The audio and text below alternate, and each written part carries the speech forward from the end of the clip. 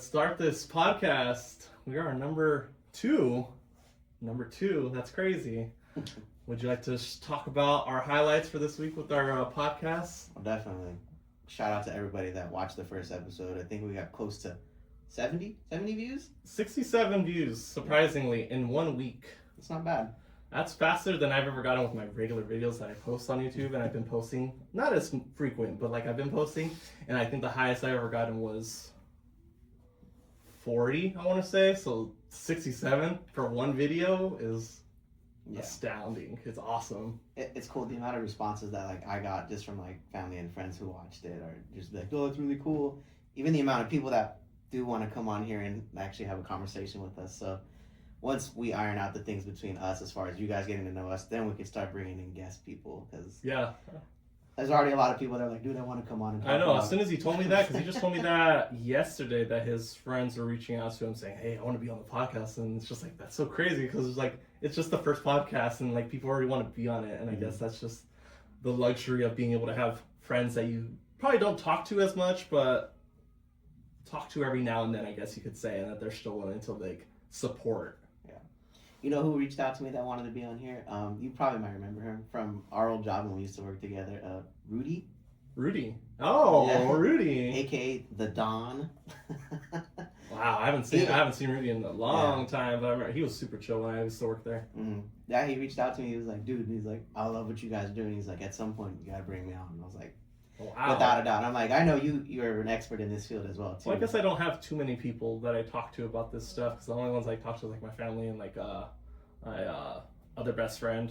We're talking about, and they were very happy, but like I guess my circle of people that I talk to is very small compared to like Jordan's circle of like people that he talks to, even if he's not like 100% like friends with them or whatever, but he still like talks to them consistently.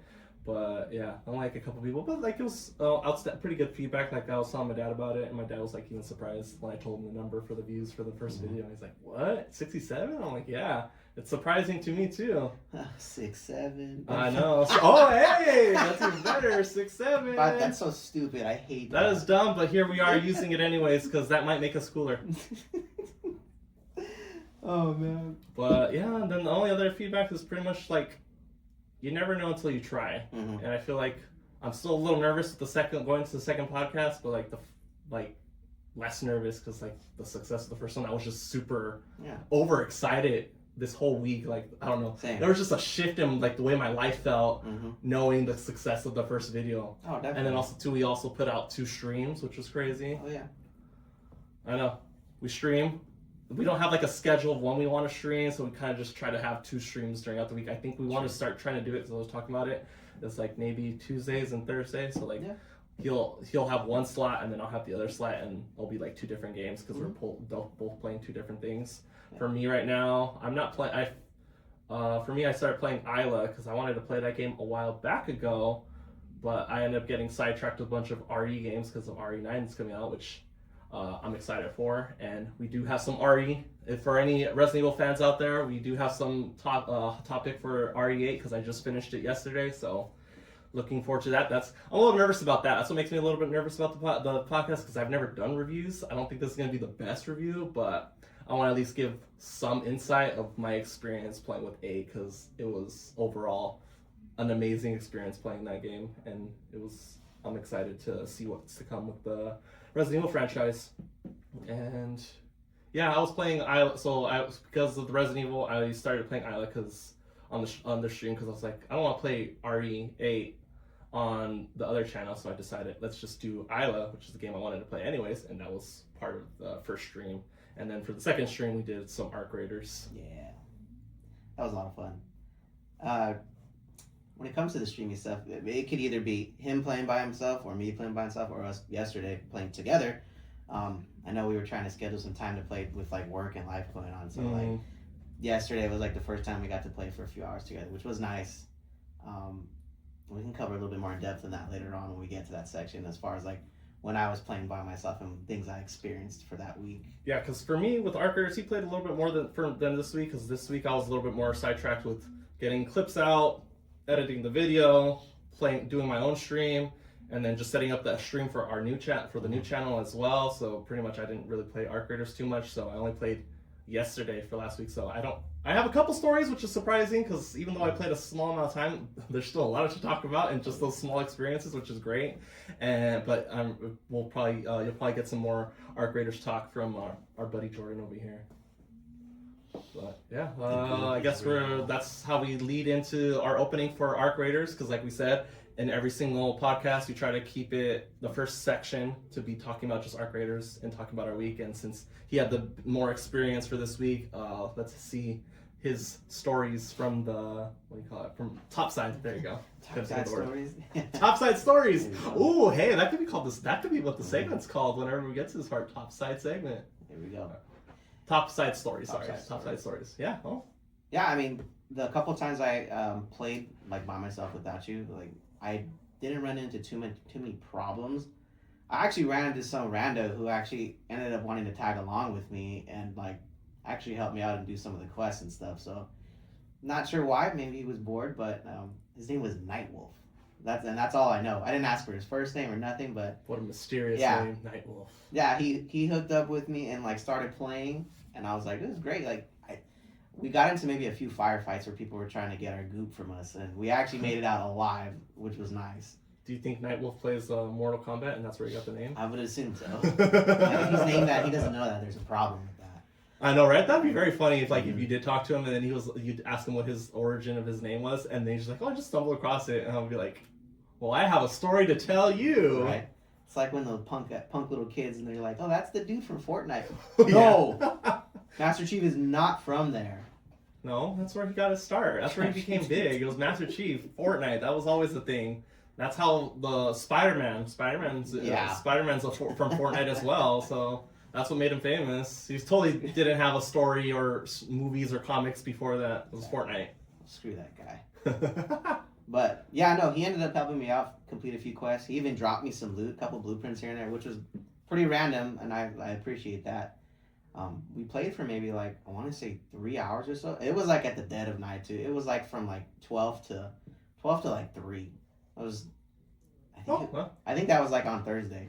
12 to 3, that's actually good. And I had to be up for work like at 8 o'clock, so I screwed myself. Hey, you know what? Sometimes you just got to do it. Sometimes you just play. You have too much fun. It's hard to just get off and then. Well, that's how you know a game's good. Is when you play for so long and then you lose track of time, and then it's like, shit. Well, I'm gonna be paying for that tomorrow morning. Exactly. I gotta get those monster energies inside me to get me through the rest of the day for tomorrow. But it's all right because can't go wrong with having a monster to get through your day. Definitely not. Beyond that, yeah, I mean, I ran into the one random. He actually shot me a friend request afterwards, and he was like, "Oh, I'll probably be on sometime this weekend." So, after we're done here, I might hop on and see if he's on and play with us. Wasn't he the guy that also gave you those Geiger counters? He did, yeah. He shot me a few Geiger counters because he was clearing out his inventory. He's like, "Hey, I'm getting rid of a few things. Do you need anything?" And when he said that, I was like, "Yeah, give me the stack. I need that." And he was nice enough. And I even tried to offer some things in mind, but apparently he was just loaded. He had too much stuff. He's like, "I don't need your stuff. I have too much stuff." Exactly. So he was literally just along for the ride to help. He didn't really have anything in particular to do. Yeah, because when he told me he got free Geiger counters, I was like, oh man, I wish I was there because I'm trying to finish the last step for the trophy system that was introduced in Arc Raiders.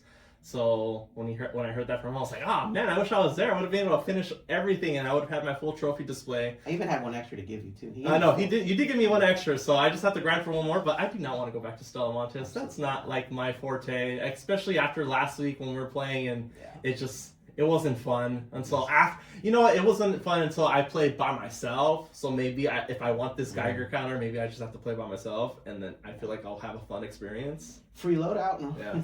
And then did we talk about it in the last podcast when I was playing last week when we left when you got off, and then I continued in Stella Montes, and then we had we touched on that a little bit, yeah. And I talked about that random creepy girl singer that was in there. Okay, I didn't remember if I talked about that. But that was very interesting because I've seen videos of that particular situation happening with a different voice or whatever. So the fact that I was in Stella Montes and I saw that happen or heard that happen, I was like, oh, this is kind of cool. Like, this is kind of fun. And I was like, hopefully they're recording so that I can be part of a video on TikTok or whatever. But that was a fun experience because you just get random stuff like that sometimes when you're playing when you're playing by yourself. So that's a fun little tidbit that I had last week.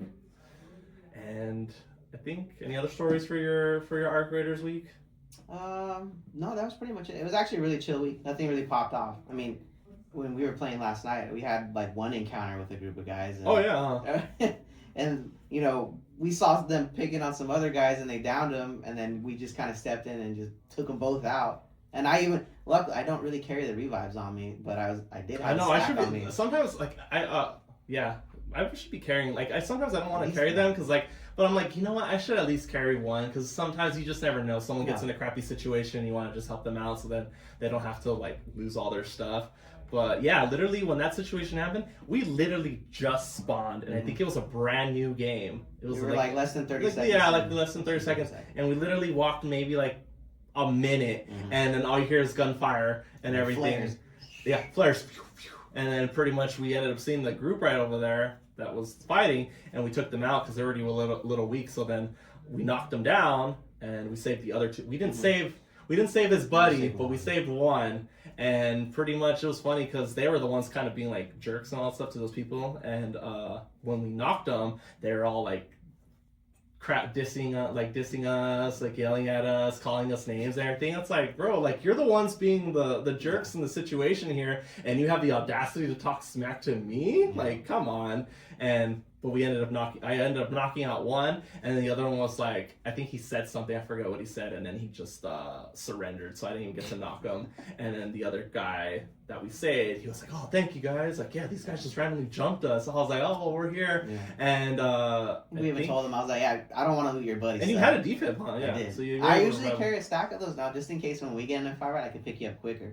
Yeah. Or vice versa. I mean, if you don't have it, it doesn't make sense. But But yeah, luckily I had those. yeah, he was very. That guy was very like, I guess grateful. He was like, oh, thank you guys, and then pretty much we knew where his buddy would die, and we're like, hey, we're not even gonna take the loot. Like, go ahead and take your buddy's like stuff so you could give back to him when you start a new match or whatever. He said, oh, thank you, and then we just took off, and that was pretty much, I think, all that happened in that pretty much experience, which was on Blue Gate. When we walked away, that other group of guys, were you the guys killing everybody over there? Yeah. I was like, no, I was not. Yeah, they literally the group. I think was it one guy or was it two? It was guys? two guys. It was two They guys came that out of came the up to bushes. us. They They came out of nowhere, and they see all the dead bodies, and they're like, "Damn, there's a lot of dead bodies." It's like, "Did you guys do this?" It's like, "Yeah, they were being jerks." So like, we ended up killing him, and we ended up saving only one of his buddies. And like, "Oh, cool! Like that's cool of you guys." And they're like, "Yeah, well, yeah. So we're friendly. So feel free to just pass by and all that stuff." After I switched off proximity chat, I was like, I got the 9 ready. Like, if these guys are ready to go, like, I'm ready to go.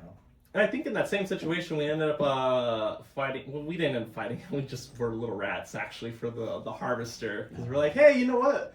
We knocked out most of the stuff that we needed, like loot wise and stuff. And I was like, There was one leg. there was one leg One left leg. on the harvest, or on the queen. Sorry, not the harvester, the queen. And we're like, let's just knock it off, and if we knock it off, let's go grab it. And pretty much we knocked it off pretty quick. And we're like, all right, I feel like a crazy, like a bad person, but I'm running to that leg, and I grabbed the reactor and then left. And we're like, all right, we can leave now. At a distance, when I was watching you run, all I could think of was Leroy Jenkins.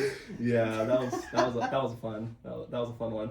And then I think the other experience that we had, this is moving on to Buried City. Mm-hmm. We were because I was like, I still have a couple quests that I want to do because he's a little ahead of me on quests. And what was it? I was trying to do the quest, and we had to go. It was like a chain of quests that we had to do in one round.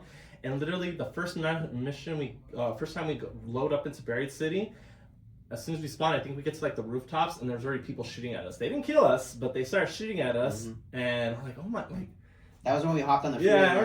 We tried across. on the They freeway. shot a few times at us, and then the ARC saw them, and they started getting beat down by it, and I was like, Yeah, that was fun to see that Justice. because they started shooting at us, and then literally a Rocketeer and a bunch of wasps literally went to their location and started blasting them, and I actually heard their shields go off. I was like, serves you guys right for trying to be rats and killing us when we just spawned in. But then when we got to the apartments, those another team people on top was shooting roof. down at us, and they shot me first, and I ran, booked it across the street into the next building, And then you. I was behind a little bit because I took the wrong path to go where we were trying to get to, and that's when he told me, it was like, oh yeah, there's people shooting, and I was like, oh, and I see them on the roof, and I was trying to get to the building because I was like, it's gonna be safer in the building where he's at, and they downed me. So then I literally luckily their aim was horrible, so as soon as they downed me, they were trying to kill me while I was down, but I was able to crawl away without any struggle. Came in clutch And with then the he defib ended up again. reviving me. And then sure enough,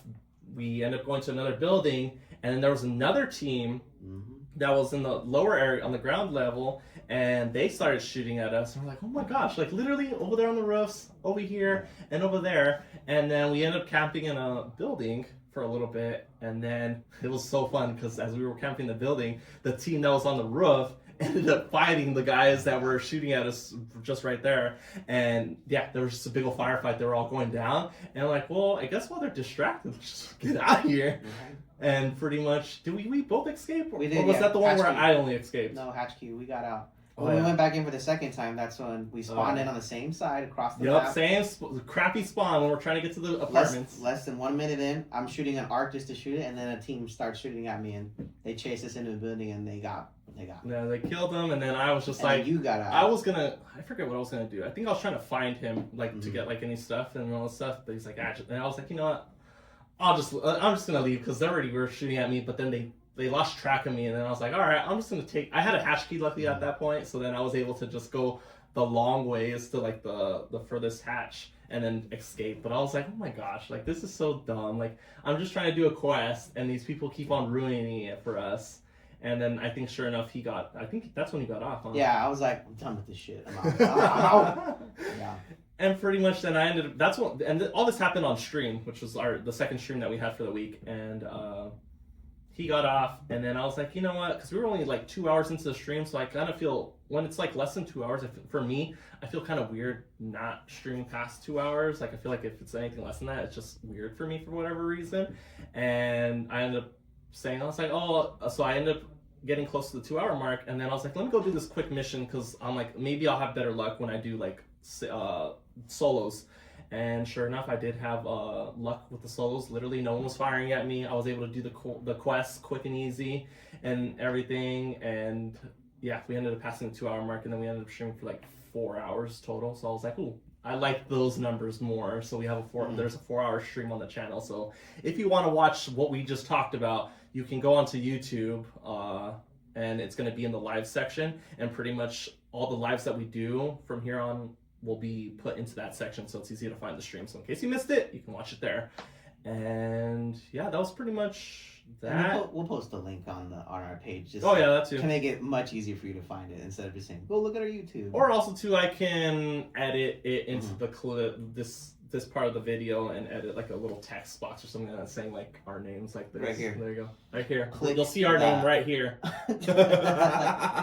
And I think the only other experiences I had, it wasn't like anything like I had to deal with like raiders. It was pretty much I was trying to do another set of quests, and literally I spawned right in, and for some reason I don't know why I don't know if my aim was off or something, but like I had 2 wasps surround me, and then they nailed me, and I was like, I died to 2 freaking wasps. Those things do way too much damage sometimes. I feel like I know it takes a while for them to wind up, which is why they probably do an insane amount of damage. But like when you get hit by that, and if you don't have anything to cover yourself, they'll down you like super quick. So I ended up getting downed, and sure enough, I was like so pissed. And I think I ended up actually there was a guy that came down and saw me. He's like, "Hey, are you all right? Did someone kill you?" I was like, "Oh no, I got killed by 2 wasps."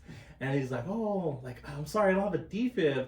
And he's like, "Do you have the survivor augment?" And I was like, "I always take the survivor augment. The survivor augment is literally the best augment that came out in Arc Raiders. Like that's the only augment I use for any of our raids. Sometimes I'll use the other ones if I don't have enough resources to make the survivor. But if I'm ever crafting the super epic one, it's always the survivor one." And I was like, "Oh, I have survivor." And he's like, "Oh, okay, I'll protect you." And luckily I was close enough to an elevator, so he was like, "Just crawl." And I was like, ended up crawling to the elevator, and then sure enough, as soon as I got to the stairs, another guy ended up coming into the area, and the guy that was like protecting me, he was like, "Hey, does anyone got a defib?"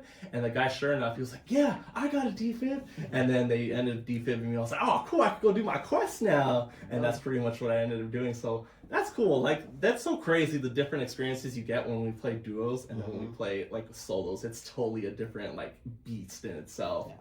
And I think the only other story, like, so I don't end up rambling on with the Arc Raiders, was I ended up needing to kill a Rocketeer, and for some reason I thought I was gonna be the Macho Man and take it out. I didn't have any wolf packs, and I was like, oh, it's far enough, I'm gonna take it down. It ended up killing me, and I had to crawl to the elevator. So luckily I was close enough to the elevator, but the Rocketeer was like, ha, you thought wrong, and then killed me. So it's alright, that's the name of the game. I still had fun, I wasn't hating it, but It'd be like that sometimes. It'd be like that sometimes, and yeah, that was pretty much our weekend Arc Raiders, pretty much. And I think the next part of our section here, we've been watching JJK, Jujutsu Kaisen, as of recently, and I don't know how many episodes you got into since the last time we talked about it in last week. I was only able to watch 2 more episodes this week. Just a lot of stuff going on. Yeah. But sometimes life be like that. As far as the show goes, I kind of like just reiterating of some of the things that I do like the show. I'm invested into it. Like, I'm waiting for more character development with some people. I don't remember the dude's name, but he's the one that's battling the demon in the sewers. Sewers. He's the one that's wearing like a suit, and then he's like, "You made me go into overtime." I can't remember his name. Why can't I just watched some of these episodes because I just rewatched them too because we kind of covered it a little bit in the last episode, but I felt because I kind of remembered some of the stuff, but I didn't remember everything that happened in that. Apparently I didn't have a good memory about anything that happened because apparently I ended up watching the first 6 episodes like a couple days ago, and it pops off, and I can't remember what situation you're talking about. Like I don't know why I can't think about it. It's gonna be like one of the main characters that I'm like I know of. Like I don't know if it was Gojo. No. Kento Naname. Oh. He has a blue shirt with like a khaki pants. Oh, okay. I totally forgot about him. Yeah. And he's like, I don't respect Togo at all. I love that guy. That guy's great. Yeah. But who was he fighting? He's the guy that has like he looks like he's all stitched up. Mahito. Oh, Mahito. Yeah. Ooh. If there's crazy. anything I hate in all of the world of anime is Mahito, and you'll probably find out sooner or later why I hate this character so much. So like, I can't spoil anything because there's a lot of stuff that happens in this one from where he continued off, and then of course in season 2 that I don't want to talk about. But like Mahito, I hate him so freaking much. Like he's so annoying, but like I think that's what makes him a good character is because he's a villain. And then sometimes you end up rooting for the villain because you're like, I kind of like this guy. Like, he's kind of cool. I know his backstory. But with Mahito, even with the little backstory I got, I was like, I hate this guy so freaking much. And yeah, that's pretty much my take with Mahito. But yeah, going back to watching the first 6 episodes, I forget how much stuff pops off in just the first 6 episodes. And we didn't really cover it too much because I totally forgot about it. But literally, like... there's like fight after fight after fight. All the way up to episode 6, there's a fight after fight after fight. And the greatest fight was when they first introduced Sukuna, because I remember I talked about in the last podcast, I was saying, I don't even know if Sukuna even like fights until like later, until the other half of the season, but I forget. No, he has a whole fight in, I think, episode 4, when they go into the prison. And I was like, oh, I totally forgot about this fight. And it was such an epic fight because he's like, it's not even a fight, honestly. No. It's just him playing with him. He's flexing on this guy. That's all he's doing. But he has every right to be. He's a badass. Mm-hmm. And like, I just love his voice acting. Like the voice actor for that character is so great. And then especially when they introduced the domain expansion, I love that. His domain expansion gets a lot more intense later on. But like the little brief moment you get of I love when he says it. Like he does the domain expansion, he says malevolent shrine. I don't know, that was like when I first heard that line and saw that whole scene, I was like, oh, this guy is badass. And then like the other takeaway that I totally forgot, literally in that same fight, Sukuna ends up fighting Fushiguro, literally, and he ends up ripping out Yuji's heart. Yeah. And literally kills him, or like after they fight or whatever, like he's about to like, I think Fushiguro was about to like go ham on Sukuna, but then he notices that Yuji was like switching back, and then he stopped or whatever, and then Yuji dies. And I think I remember when I first saw that episode back when it first came out, I literally thought they killed him. I was like, I thought this was a main character, and they kill him off in this early. I was out. Me and my girlfriend at the time were watching that, and we both had like the same expression. We're like, wait, did they really just kill off one of the main characters? And sure enough, that's what we thought. And it goes through the whole episode and you thinking that he's dying, and you have to get used to the new characters because they introduce a bunch of new characters on that same episode. So I'm like, okay, I guess they're getting rid of Yuji to introduce all these characters, so then they take the spotlight of Yuji, and then next thing you know, you get a little tidbit at the end of that episode. It was like, oh, actually, Yuji's not dead. But like, you had me scared there for that whole episode. Like, I was like, I can't believe they actually killed the main character, and I was like, that's crazy because you don't do that in shows.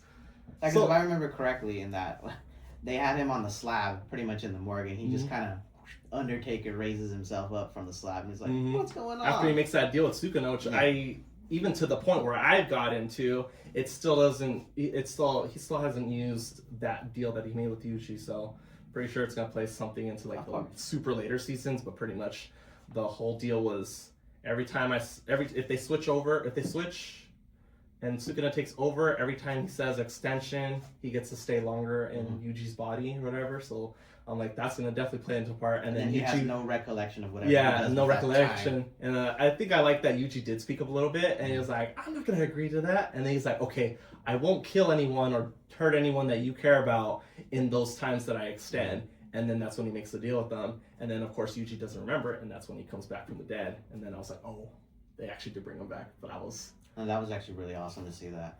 I had a feeling, I'm like, there's no way they can just kill off main character and then expect us to still watch the show. I was like, nah. Because I like Yuji. Like, I still like all the other characters. Like, Yuji's the main boy that you're just like, I want to see where he goes with this story. Yeah. It's just like in Dragon Ball Z when they kill off Goku after he defeats his brother Raditz. I was like, that's it? We're just gonna ignore the fact that they killed the best character on the show, and then obviously train in the afterlife, all that, yada yada yada. Damn. Hey, but technically he did die. So technically they did kill. He technically did die. He's died like 3 times. That's why I said technically he did die. So it's like, they didn't kill him off. It's like technically they did kill him off. It's just other situations, plot armor, you could say. Yeah. He comes back to life. Yeah. But he did die originally. Death doesn't matter in anime. He can always come back. Just remember that. I know, right? Remember that. And I think that is a good.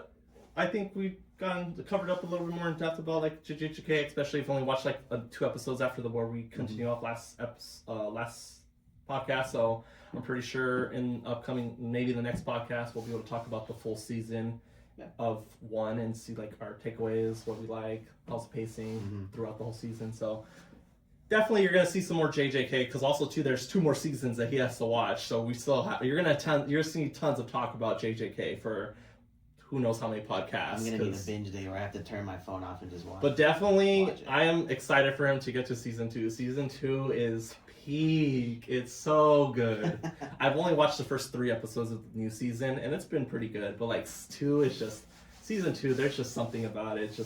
It's great, and I think you're gonna freaking enjoy it even more when you get to season 2. So I think that's good for a good stopping point for our JJK. Let's go. We'll dive in a little bit more about kind of like games that kind of changed our mentality and kind of shaped us a little bit, like games that we looked for like when we were younger, about like important games in our lives, like as far as what they meant to us when they came out, who we played with, things like that. Like for me, like games growing up, I would say between like 2008 to like 2013, like the type of games that were coming out in that time and the people who we were playing with. Super important. We're talking Modern Warfare 1 and 2, Gears of War 1 and 2, Halo 3, super important. That's super important to literally our whole friendship. Yeah. I think we spent tons of summers and hours playing that. But yeah, I definitely think that even though we do talk about like our topics and like our topics that we do have, we do definitely still want to have like the community and get to know us as individuals, not just someone that talks about your favorite things or our favorite things, but also get to know us on like a more personal level. So it just feels like you connect with us. So I feel like this is important to have this section to be able to probably not go super extensive into like our personal things, but little things like he was just covering right now that we could talk about, and just so you get a little bit more of a connection with us and see if it's relatable to you, because I'm pretty sure a lot of these games that we're probably going to talk about are these things that started us in this whole world that we call life. Is probably the same journey you guys took. So let's dive into that. Go ahead and continue. Sorry. Definitely. I would, even just for like starting to play games like in general, like what got me into that was just watching my dad play games before like I even picked up a controller. I remember PlayStation 1. Oh, I'm old. Yes, I know. Oh, Yeah. jeez. Yes. I don't think I ever had a PlayStation 1, but My dad used to on the weekends. I would remember just sitting there watching him play games, and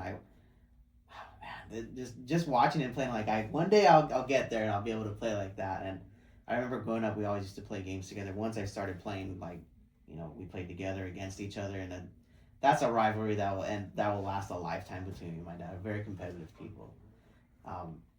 And then like once I started playing with all you guys, and like he, obviously grew up a little bit, and life happens, work, family, other siblings, so yeah. gaming took a backseat for him, and then that's kind of when it exploded for me, and I guess to build up on that point, it's kind of like, it's funny that you said all that, because that's kind of like the same way that I was brought up onto like video games.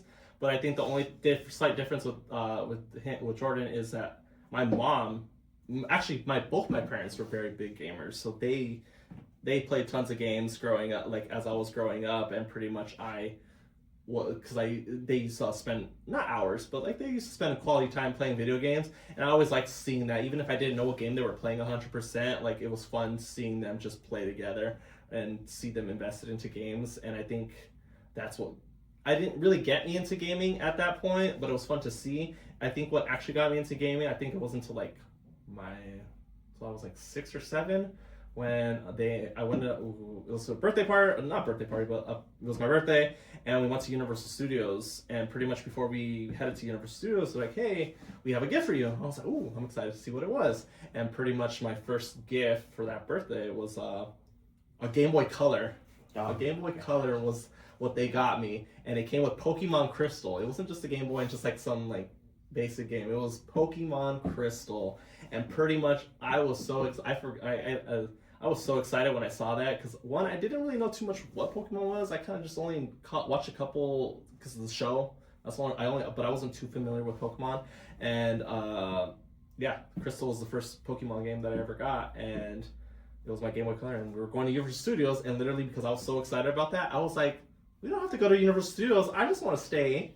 I could just go eat or something, and I could just play my Game Boy Color. And they're like, no, we already planned this, so yes, you can play your Game Boy Color, but when you get home, we're going to go to Universal Studios. And I was like, all right. But I remember, like, I was so excited about going to Universal Studios, but, like, that other part of me was like, I want to play, because it's, like, mine. It's my first game, and that's pretty much what got me into, like, gaming. And that's why I brought that up, just because he kind of, similar story, slightly different, but, yeah, go on with what, I guess, what games, because Call of Duty and all that's probably the games that got us like friendship wise, but I feel like there's probably like games that came out before that made us be like, oh, I really like made us get into like gaming. Oh, definitely.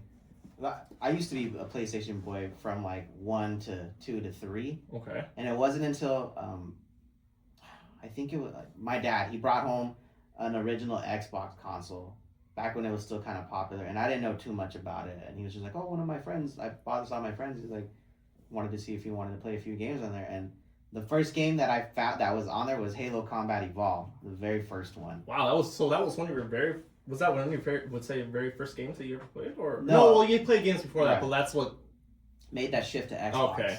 But I used to be a PlayStation boy for a long time until I played that, and I was like, this game, I never played a first-person shooter like that up until I played that game, and I think right around the time when I first played it and beat it, that's when Halo 2 was dropping. So I was already excited. I'm like, I just finished this game and I'm about to get a part 2 to that. Like, amazing. And I remember I played the shit out of that game with my cousin Coda. We would play the campaign together and do a little bit of multiplayer here and there. But that was at like landline. That was like when I would go over to his house and things like that. It was never online. I didn't actually start playing online gaming until about the Xbox 360 when Halo 3 dropped. That's probably about the same time that I started playing online gaming. Most of the games before that were all single player. Yeah, I remember when I first started, like, I think it was like I was in the 7th grade, and one of my first friends I ever made there, Austin Simpkins. I don't know, you might remember who he is. Maybe that name sounds familiar, but I'm not. It was one of the first friends I made. Can't remember his face. One of the first friends I made when I first moved back to California from Arizona at Granada Middle School. And we just kind of talked about games and things like that. And he actually helped me set up my 360 to be able to play online. I went and I got one of those, God, this is going to date myself, but one of those antennas you would have to plug into the back with the USB, and it went up like that. I was like, he's like, oh, we need this Ethernet cable. Oh yeah, before Yeah. they actually had I a was built-in Wi-Fi system, you had to get that the extra adapter. That was like $30 at that Damn. time. I know, damn. Actually, given where prices are now, $30 cheap. was nothing, but at that time it was a lot. Yeah. But like when you think about it now, $30 is nothing. Or yeah, $30 was nothing back then, but $30, not things that would have costed $30 back then, probably double. Oh yeah. Nowadays. And he helped me like get into online stuff. So I played a lot of Halo 3 with him, but then like I started making other friends too, and I ended up playing with like Andrew Casillas, Ricardo. Then there was me, Cody played a little bit with us too, and then like from there it just kind of exploded. And that was like 7th, 8th grade, and then when I met you guys, that's when I started playing with everybody else. So well, I guess my start into like Halo actually wasn't because I played Halo. My start actually was, surprisingly, there were my cousin that lived like down the street from me at the time. She had an Xbox, and that was the first time I ever got exposed to an Xbox. I didn't know what that was. And I was like, what the heck is this? She's like, you never heard of an Xbox? And I was like, no, I've never heard of an Xbox. And she's like, yeah, there's tons of games on here and everything. And surprisingly, with her Xbox though, that I was like, that's crazy when I think about it now. She had it modded, so she had like I don't know, 100+ games installed on the Xbox. And yeah, I think one of the games she showed me, she's like, you never heard of Xbox? So I was like, no. So like, so you never heard of Halo? And I was like, no. And she ended up playing it, and she played it for a little bit, and that's where I first got exposed to Halo. And I was like, whoa, this looks cool. And then I think I remember after seeing her play it a while back, then I eventually got back to my parents and be like, hey, can I get this game? But surprisingly, I didn't get Halo 1 until, surprisingly, I got Halo 2 first before Halo 1, because at that time my dad was working at GameStop. Or Game Crazy. No, GameStop. No, was it Game Crazy or Game Crazy? It was one of those. No, because he worked at both of them. So I forget which one it was. But he had a conference that he went to, and it was family, friends, and everything. And we went to this event that they had, and they had a giveaway. And I didn't win anything, but my grandmother entered herself into the raffle. And my grandmother ended up winning some game that I didn't even know what it was, but it was called Geist. It was for GameCube. And I didn't know what it was, and she's like, "Oh, look what I won you!" And I was like, "Oh, cool! Like, that was cool." I was like, "Oh, I can't wait to play this." And pretty much, my dad was like, "Well, if you want," he's like, because I think we got an Xbox just the recent time, and he's like, "If you want, we can go trade that game in," because apparently games were worth the trade value back in the day. And pretty much, we were able to trade Geist to get Halo 2 at that time. I didn't know what Halo was at that time, so I started on Halo 2, and then because I played Halo 2, that's why I very, very much enjoy Halo 2 over Halo 1, because it was my first Halo game. And then after I played Halo 2, I was like, oh, I kind of want to know what happened before that, and then I played Halo 1. So pretty much I started with Halo 2 and got into Halo 1 after that, because of a raffle that my grandmother won, and I was able to trade that in for Halo. And my parents were okay with it, because they were like, oh, it's just aliens, sci-fi, there's blood. Because before, at that time, the age, my parents were like, oh, you can't play rated M games. Yeah. But then my dad was like, oh, I've seen this game, there's not too much blood, it's aliens, you're not shooting like people or anything like that. And I'm almost like, okay, fine. And then what could possibly go wrong? I know, what could possibly go wrong? And then I ended up getting Halo 2, and I love Halo 2. That's probably my favorite one. That's when they introduced dual wielding, which was my favorite thing about that game. And I think what I liked about the game is the diverse gameplay that they had, because you had like your standard Halo, of course, and then you actually had like horror segments technically when you get introduced to the Flood. Because I know the Flood was in the first one, but they weren't as scary in Halo 1 from when I played it. 2, I don't know, it just was a lot more creepier and everything when the Flood were introduced in Halo 2. And so that's what I liked about it. It was like your normal Halo game, but then also 2 felt like a horror game at times. And that's why I think 2 is my favorite, and I can't wait till they remake it, because they're remaking Halo 1 first right now from the ground up. So I'm excited for that, but then I'm more excited for Halo 2 remake. The only reason why I'm not excited for the Halo 1 remake is because they're not going to have multiplayer. Yeah. So I'm just like, I want to play the multiplayer though as well, but you're only going to get the single player, which is fine. I enjoy that, but like, I want to play a Halo game. I want to play multiplayer and single player. I don't want to be limited to only single player. And that's why I think Halo 3 stands out amongst all of them, is because you could play the campaign 4-player co-op. which at the time there wasn't any game that had something like that, a 4-player co-op, the entire campaign from start to finish. No other game had that, and I thought that was cool because I played a lot with Coda when Halo 3 came out, and it took us weeks on end to try to beat the entire campaign on Legendary mode, and I mean sweaty nights, like just an insane amount of time put into it, but all for, I think we were just doing it so we can get the recon armor because you had to do the bunch of Vin Master challenges and all that. So that's what I liked about during the Halo time. You could definitely see it in like regular life because a lot of things that like skins and stuff you're able to get like through like cans or like chips and stuff. Like there was all these promos and stuff. So it's like you were only able to get this particular banner if you ended up buying a soda, like some soda that had that branded on it. So it was kind of cool because then it kind of made you get these different products to be able to get the stuff for your game, and it kind of made it feel like you were different from everyone else because you're like, I kind of put in the work to get these extra little goodies from you, and since you didn't, so like there were certain things that if you didn't do those promos, you would miss out. So then it felt more exclusive because you're like, dude, definitely. Yeah, because the recon armor was super exclusive. I don't remember how many Vin Master challenges it was. I think it was like 12. But if you got it and you got the full set of recon, you either had to be part of Bungie's team or you were just super sweaty. And I remember my cousin got it before I did, and I was always like pissed about that. I was like, damn it! I was like, how did you get it before me? And we played the same amount of time. But I think, that's overall we kind of had similar stories and stuff, but I think that's a little bit about us. We're definitely, of course, so we're probably going to end up adding that into like our sections too, where we talk a little bit about more us, like talking about like different topics to get to know about us anymore. But that's a little bit about us. And let's jump into the horror. Yeah, let's jump into the other stuff because we don't want to hold everyone here just talking about ourselves. We want to be able to get into these other topics that we were going to talk about that we're excited to talk about. So yeah, let's just dive into that. But that's it for us for like knowing a little bit about us. And then next podcast, you'll find out a little bit more about us. So tune into the next episode if you want to know more about us and find out more stories about us. If you have questions about us, drop it in the comments. We'll answer it either via on the response or we'll do it on the next podcast. We'll mention your comment. We'll talk about it. A little bit of a shout out, and then we'll just kind of elaborate. So expand. I think for more or less the comments, it's not because it's like, we need you to like comments and then like the video. It's more like comments so then we can get your input, so then we can include you into the video, or we can see what type of topics you are more interested in, or things that we shouldn't talk about as much or elaborate much. And I think that's better because then it just helps us get a better flow for what you guys want to watch, and then what also like what we're willing, like what we want to talk about. So I think that's what keeps the community going. So onto onto our next topic. I've been playing RE8, but we're gonna go off with Silent Hill F first because he's been playing Silent Hill F, and I haven't played that game, so you'll be able to hear his first impressions and everything about Silent Hill F.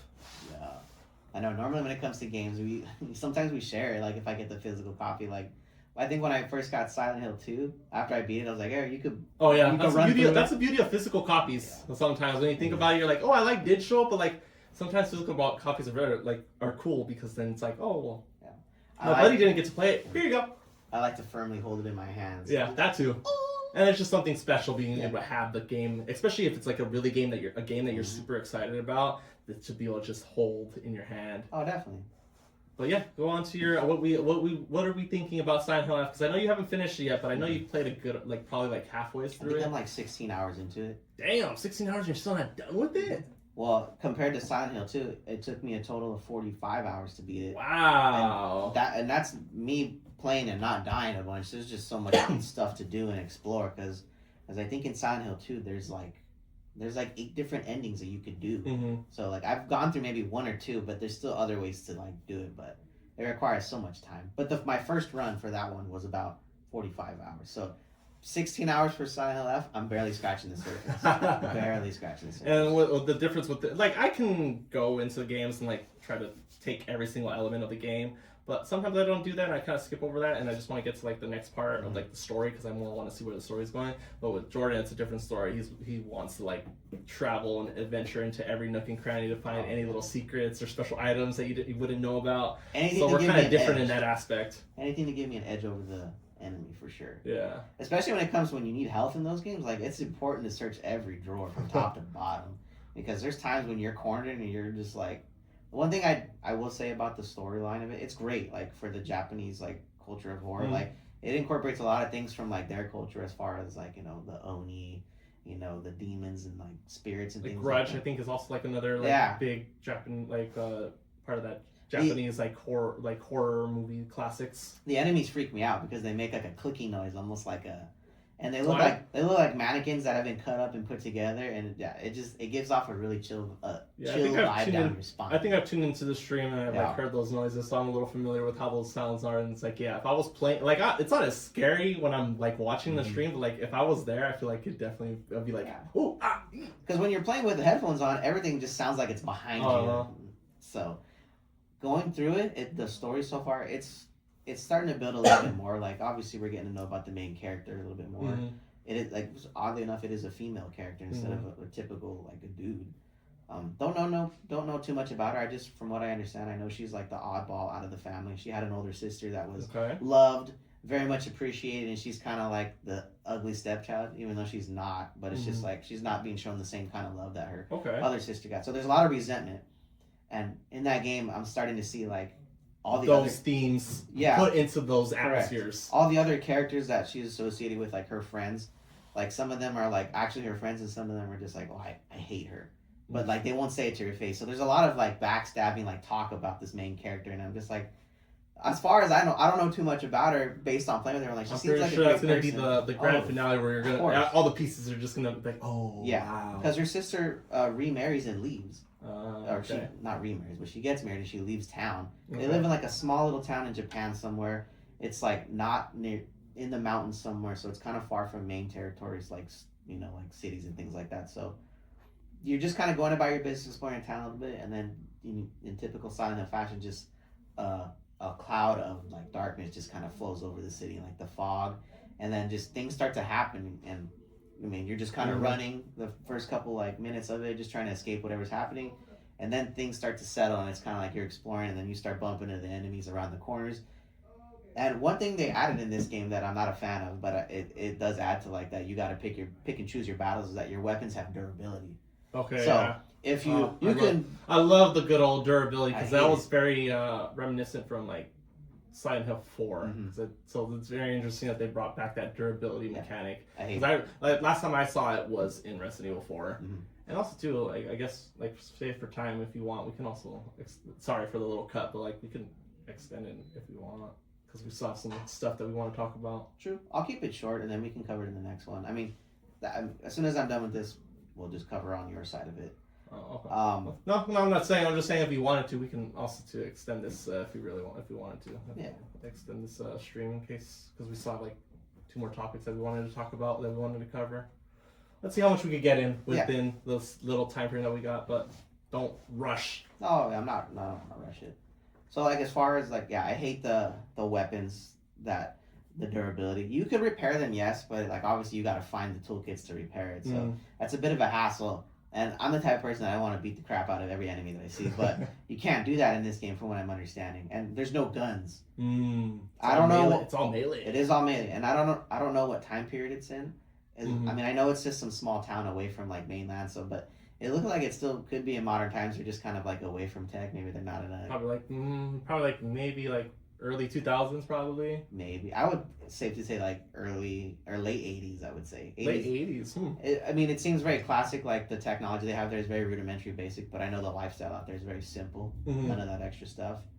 So as far like going through it, like there's some crazy stuff that's happening. Like you know how like in typical Silent Hill games, it's kind of like the horn goes off and then it flips. Reality flips to a different side. Yeah. And this one, it's kind of like you're stuck in that reality where it's all fog based and the enemies are there. And then every time she takes a rest or she gets knocked out, you fall into like a spirit realm where you have like a spirit guide that's guiding you through these things. But like while you're doing it, the enemies in there are like 10 times more stronger. You can't kill them. You can only knock them down for a period of time before they just get back up and start wailing on you again. So, but when you're in there, there is a weapon you come across that is like indestructible. So you can hack and slash all day with it and not have to worry about it breaking, but the enemies are a lot stronger and they can definitely beat you down faster. Okay. So how would you say compared, because you played the remake of course, Silent Hill 2, is like would you say, I know you only played 16 hours, but would you say so like Silent Hill 2 so far over F, or do you feel like there's a little bit things that are more going on that are in F that you like a little bit more than Silent Hill 2? I would say playing Silent Hill F, I have the lingering of fear over my shoulder is a little bit more apparent than it is Okay. in 2.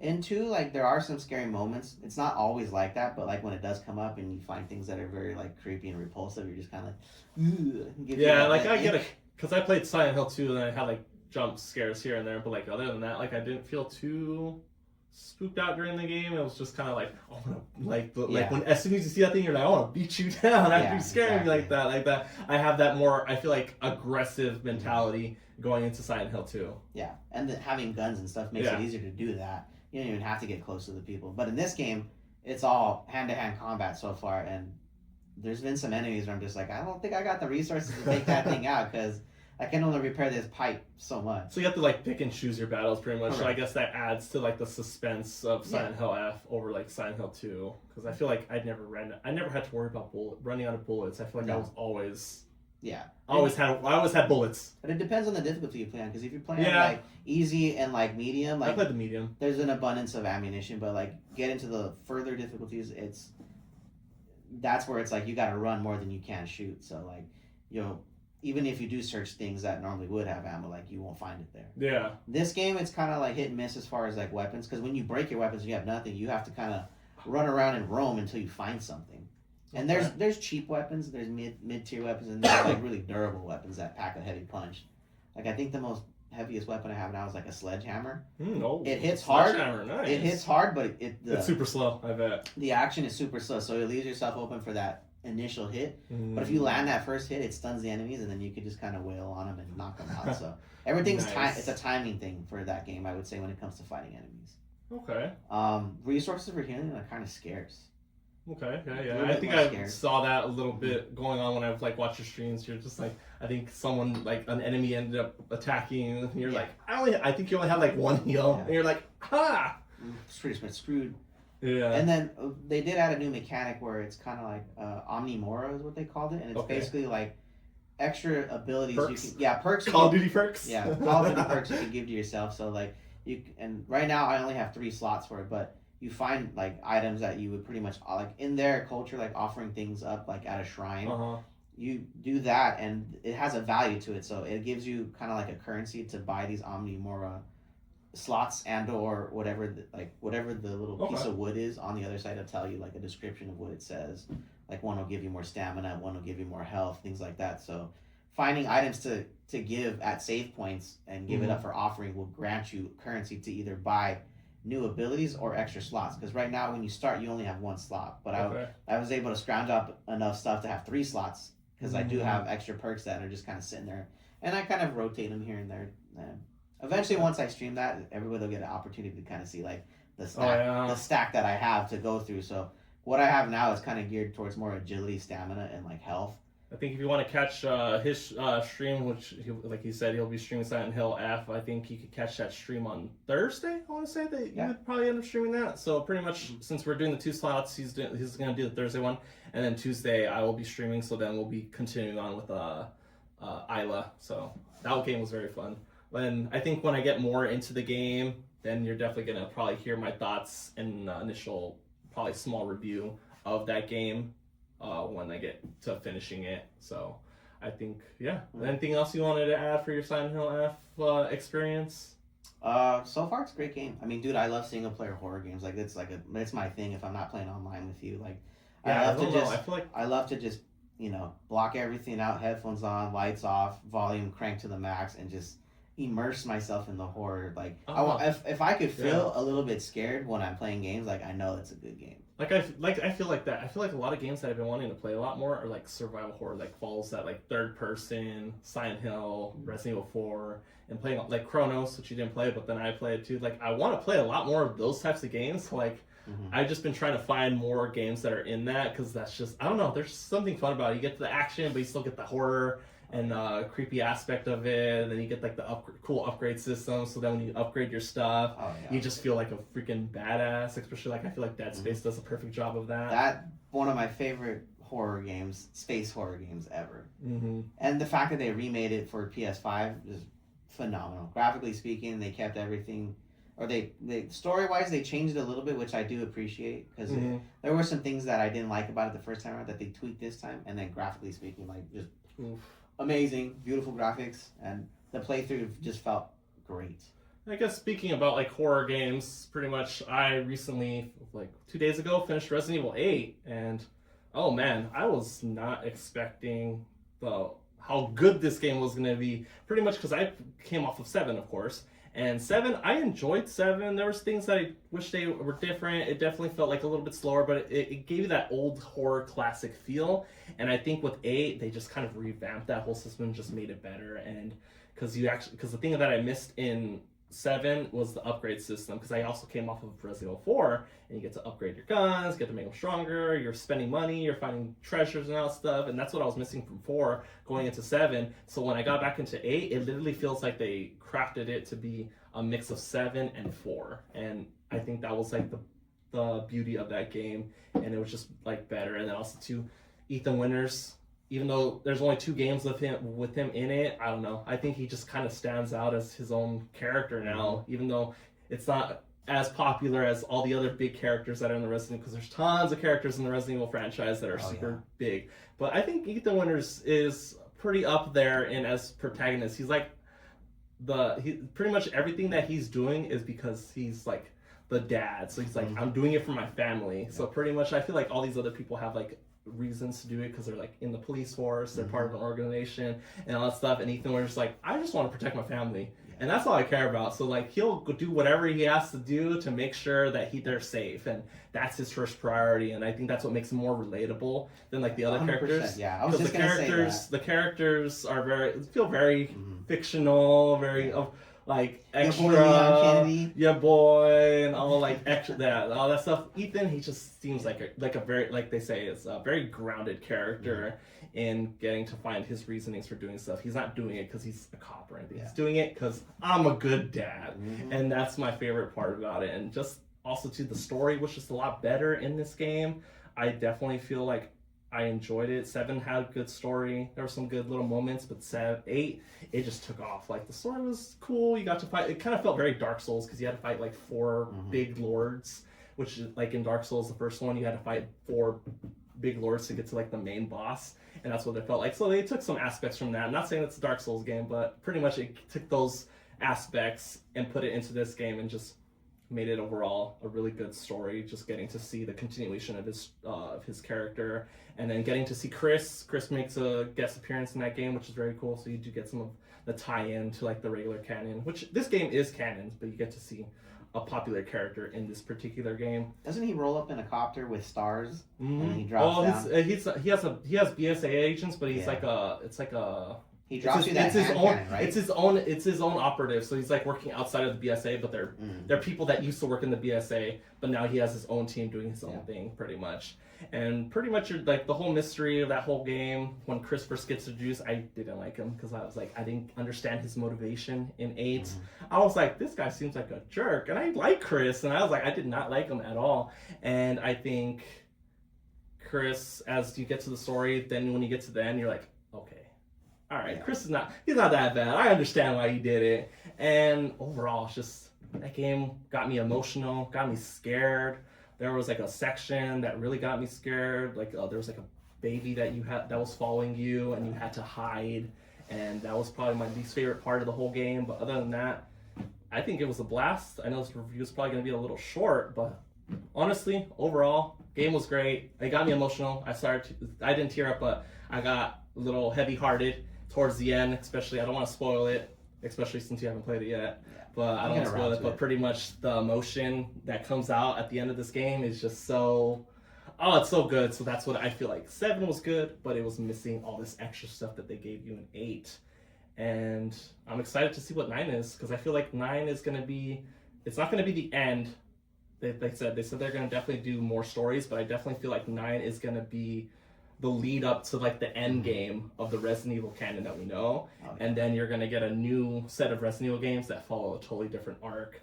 So I'm definitely excited to see where the story goes. We get to see my boy Leon back. Hopefully Ada Wong shows up again. But they said that she probably won't because she is old at this point. But come on, you can't have a Leon game without Ada. So that's definitely going to be interesting, and you will be hearing me talk about this game, especially when I play it this week and finish it. You probably won't hear me talk about it. Probably like first impressions, you'll hear me talk about it, but we'll talk about more in depth about it when we get to finishing it. And yeah, I'm excited to see what the Resident Evil franchise has in store for us.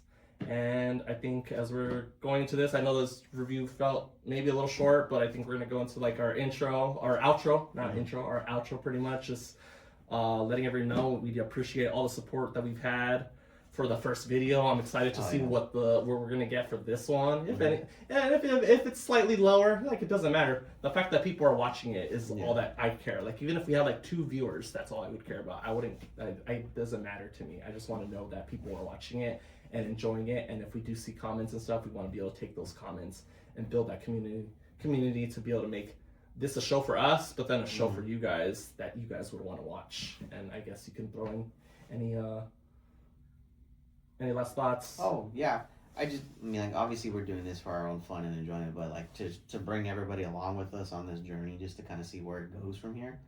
I mean, I'm looking forward to it. I mean, just the amount of responses I got from like I said, like friends and family who watched it and were just like, dude, like that's so awesome. Like I want to be on it. Like I said, I had at least 5 people ask me that, and like I already told them, like, dude, like once we iron things out and everybody kind of knows who we are, like we'll definitely start bringing people on the podcast, and then it'll be more of like us interviewing them about what their experience as gaming goes, what are they into and whatnot. So you can expect to see that in the future, and if you do want to come on here, let us know so we can start making a list of people to bring on, and maybe talk and just be part of the conversation. Like you're gonna as we go through this podcast, you're gonna know a little bit more about us, but then also to bring in another one, you get to like make yourself known too, to be able to tell stuff that you might not share. To like with anyone, so then being able to share that with us and then be able to share it to a video for our community, I feel like would be great, because I feel like there's a lot of people, even like with me, like there's certain ways that I think of certain situations or stuff that I don't really like speak out loud. So being able to have a space to like talk to someone about it and just like have fun with it, and they're having the same experiences as us and having the similar stories and just having a good time just talking, like that's what makes me like more wanting to like, I want to share this story 100%. About how I got into games, my first game, kind of like what we were talking about earlier, introducing ourselves a little bit more. And just making yourself like known. And I feel like that's the whole point of this whole podcast, making ourselves known. And then if anyone joins us along the road, also get known as individuals. Definitely. And as far as like bringing people on, like definitely bringing people on who are a little bit more knowledgeable on certain topics would be pretty awesome. Yeah, because getting better insights to educate us, and then like obviously we want to influence people to like play certain games or maybe even watch certain shows or movies, things like that. But for somebody to come on here, maybe influence us to do something, play a game, or even talk about a topic they're pretty knowledgeable. Like I'm all for that. Or seeing a different perspective. Like there might be a certain way we see a certain thing, a certain game or movie, and then someone comes on and they're like, well, this is how I see it. And then it's just like, oh, whoa, I didn't even think about that. So then that just opens up the topic to talk, the conversation for more like stuff to go on, and just being able to be like, oh wow, that's really cool, I didn't really think about it that way, now I'm gonna be thinking it that way, and then also thinking about the way I normally think about it too. 100%. And obviously like I'm open to the idea of like proving me wrong about something, or just coming on here to, I don't think we're ever going to run out of things to talk about on this show that we got going. Definitely with how gaming is nowadays, games after game, like I feel like games, movies, shows, like it's there's going to be tons of things coming out in like the next couple years. Are they? I don't know, can't think of anything off the top of my head, but definitely that's why I always look forward to summer, because then that's when you get all the announcements for all the stuff and just getting to see what to expect. And I know there are some games, I can't think of them right off my head, that are coming out this year. I know for me it's Resident Evil 9, but I know there's other big games that are coming out this year. GTA, that's going to be definitely an interesting topic when we eventually get to the GTA 6. Whenever that drops. That's going to add even more stories to like you know how we have like our consistent stories with Arc Raiders. I feel like you can have tons of stories with Grand Theft Auto, especially if you're playing the online version. So that's going to be definitely interesting. So more to come. GTA, Resident Evil 9, Silent Hill, Townhouse, whatever the new one that's coming out. Because apparently we're going to get a Silent Hill game every single yearly, which is going to be very interesting. Especially if the quality is as good as Silent Hill F, I wouldn't mind getting one every single year. But if the quality does start dipping, I'll be like, you should probably wait like maybe 2-3 years to drop another Silent Hill. But who knows? Townhouse from a little trailer, it definitely is different. because it's first person. So Yep. that's going to be very interesting to play a Silent Hill game in first person. All right. That would be very interesting. So I feel like that's going to, if it ends up being good, I have faith that they're going to be able to make great games every single year. And Silent Hill, the fact that we're getting Silent Hill games, you know how long we've been waiting for Silent Hill games? Because like back in the old ones came back out, so the fact that it's getting a revival with all these games that are going to be coming out in the future is so exciting, because I never thought I would see a Silent Hill game again. Right, dude, for sure. It's definitely something that I'm looking forward to. For closeout though, drop a little bit more dad lore, things that my dad has dropped on me. We got before. dad lore. That's the outro segment right Yeah. here for Jordan is the dad lore. One of the things that he said to me growing up that always stuck with me too is that that money won't ever buy happiness, and that our time here is very short, and that we need to spend it, with quality time and quality people. So, Or make a podcast. make a podcast. Yeah. At some point, I'm gonna get him to come on here with us, but that would be fun. bring in the one who started all, even your pops too. Like to have him come on here and have us sit here, or both of our dads come on, have that conversation would be awesome. Oh no, like you said, like both our dads don't really like play games. So, like I don't know. No, but I mean. But I guess just like yeah. life. Like besides my dad playing games. Maybe when growing up. Yeah, he's games, he's a super nerd when it comes to comic book stuff. Like he's super knowledgeable in that. So anytime I need a reference point for something, I'm like, well, do you know who this set of people is in this? He's like, let me break it down for you. let me break it down and show you. Yeah. So he's kind of like my thesaurus when it comes to that kind of stuff. So like, he could definitely. Yeah, my dad's like a thesaurus for like other things like outside of this like the gaming world, just kind of like life in general, and just how we should be taking it step by step, and things that we should do to be able to improve ourselves. Yeah, 100%. And that we'll never know if we never try. So we can't say, oh, I don't know if that's going to be successful. Well, did you even attempt it? No, then you can't really say, oh, I don't know if that's going to pop off. You have to do it. And even if it doesn't pop off right away, that doesn't mean it's not going to happen down the road, especially with social media. I feel like it's always going to somehow, eventually it'll pop off, but you just got to put in the work, put in that consistency, put in that passion, and you'll get the results that you want. 100%. Tomorrow is never promised, so do it today. Yes. Just remember that. And again, let's put our hands up. This is where our links are going to be right here when I eventually edit them in. Yeah. Or not edit it in. I just totally forget to edit that part in. So you're just going to see us randomly doing this. So who knows? It's going to be very interesting to see how this video comes out. Yeah. But thanks for joining us, guys. Yeah, we'll definitely. talk to you soon. And leave us some comments of things you want to hear, or even just saying hi to us. Stay silent. Stay lethal. Yeah. And that's pretty much it for our take.